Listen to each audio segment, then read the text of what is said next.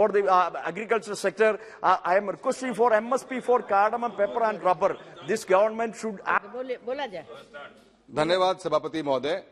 माननीय प्रधानमंत्री श्री नरेंद्र मोदी जी के निर्देशन में माननीय वित्त मंत्री श्रीमती निर्मला सीतारमण जी ने देश के अमृत काल को ऐसा विजन डॉक्यूमेंट इस बजट के माध्यम से पेश किया है जो देश को अगले 25 सालों में विकासशील देशों की श्रेणी में निकालकर विकसित देशों की श्रेणी में डालने का काम करेगा। यूनियन बजट 2023 एक ऐसा बजट है जिसके अंदर युवाओं के ऊपर मैं मेरा फोकस करना चाहूंगा और स्पोर्ट्स पे फोकस करना चाहूंगा। सभापति महोदय, देश के युवाओं को आज जो नेशनल एजुकेशन पॉलिसी आई, उस नेशनल एजुकेशन पॉलिसी की जो एसेंस था, उस एसेंस को बिल्कुल दिमाग में रखते हुए इस बजट के अंदर युवाओं के लिए आगे बात की गई है।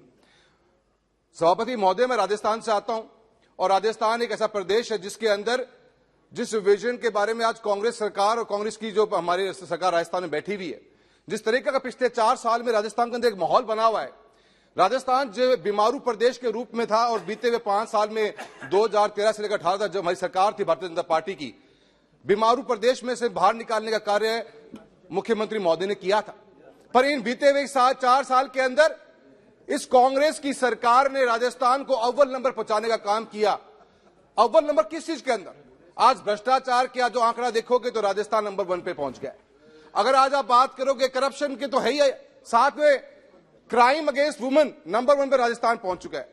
आज बेरोजगारी की दर की बात करूंगा तो बीते हुए 4 साल में लगभग 1 नंबर 2 नंबर की पोजीशन के ऊपर राजस्थान रहा और अब आंकड़ा हालत यह है कि 28.3% बेरोजगार घूम रहे रोड के ऊपर। हर दूसरा ग्रेजुएट, 55% पॉपुलेशन ऑफ राजस्थान की जो ग्रेजुएट्स हैं वो बेरोजगार घूम रहे हैं।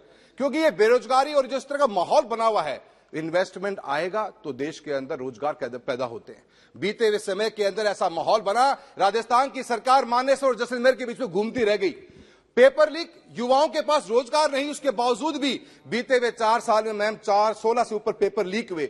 हजारों की मात्रा में युवा धरने प्रदर्शन बैठे हुए हैं। और आज हद तो तब हो गई कि पेपर लीक तो छोड़िए, बजट लीक हो गया। आज प्रदेश के मुख्यमंत्री महोदय ने जब बजट पढ़ा तो पिछले साल का बजट पढ़ डाला 8 मिनट तक। 8 मिनट के बाद में समझ में आया कि बजट कौन सा पढ़ना है। ये हालत इस प्रदेश के अंदर राजस्थान की कांग्रेस की सरकार की है और वो युवाओं के बारे में बात करती है। युवाओं के बारे में बात करनी पड़ेगी तो विजन देना पड़ेगा। हम अमृतकाल की बात कर रहे हैं और अमृतकाल का मतलब है कि अमृत पीढ़ी को साथ लेकर चलेंगे और ये बजट उसका जीता जागता एक सबूत बनकर दिखता है मेरे को। मैं सभापति महोदय, बजट के अंदर युवाओं को लेकर, अमृत पीढ़ी को लेकर जो प्रोग्राम्स लॉन्च किए गए हैं वो यूथ सेंट्रिक है। सप्तऋषि गाइड प्रोग्राम है टूरिज्म के लिए। टूरिज्म को 50 सेंटर्स हम बनाने की बात कर रहे हैं। 50 सेंटर्स के साथ साथ ही युवाओं को रोजगार मिलेगा, गाइड के रूप में मिलेगा, सिक्योरिटी एजेंसी के रूप में मिलेगा। स्टार्टअप इंडिया एक इतना शानदार प्रोग्राम रहा। आज 90,000 से ऊपर हमारी स्टार्टअप प्रोग्राम्स इंडिया में कंपनियां चल रही हैं। 100 से ऊपर यूनिकॉर्न्स हैं और उसी को आगे एक्सटेंशन एग्रीकल्चर सेक्टर में भी स्टार्टअप को लॉन्च करने का कार्य किया गया है। मैं बहुत बहुत धन्यवाद देता हूं प्रधानमंत्री महोदय का। प्रधानमंत्री कौशल विकास योजना 4.0 एक डिफरेंट, एक बिल्कुल आज के लेटेस्ट जमाने के हिसाब से उसकी प्रोग्राम की लॉन्चिंग करी गई। जो industry, ma'am please 2 minutes ma'am please.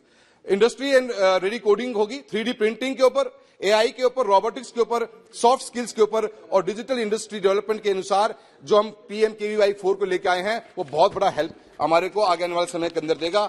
30 skill India international centres बन रहे हैं। मैं 2 बातें प्लीज कहना चाहूंगा, आप बटन की तरफ हाथ ना लगाएं मैम। मेरा रिक्वेस्ट ये है ma'am, unity mall 1 district 1 product इतना शानदार प्रोग्राम था। मेरा सरकार से अनुरोध रहेगा कि इस प्रोडक्ट के साथ में जो एक प्रोडक्ट हम लेकर चल रहे हैं डिस्ट्रिक्ट के ऊपर, उसकी भी स्किल ट्रेनिंग सेंटर एक डिस्ट्रिक्ट में खुले ताकि यूनिटी मॉल के तहत हम पूरे स्टेट का अपना आर्ट एंड कल्चर को आगे बढ़ा सकते हैं।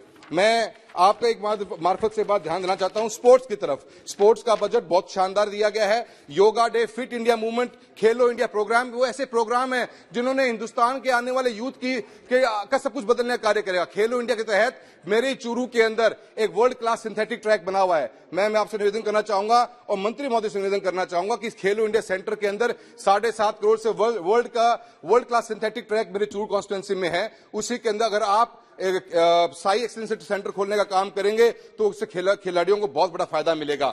मैम, कुछ बातें ऐसी हैं, बजट बढ़ा जरूर है, पर हम एक चीज मैं महसूस करता हूं युवा होने के नाते कि हमारे पास में कंट्री के अंदर एक पोर्टल की व्यवस्था जरूर होनी चाहिए। अभी हाल ही में कुछ दिन पहले एक परमजीत नाम के व्यक्ति का, जो हॉकी का इंटरनेशनल लेवल का प्लेयर था, वो लेबर का वर्क करते हुए पंजाब में मिले।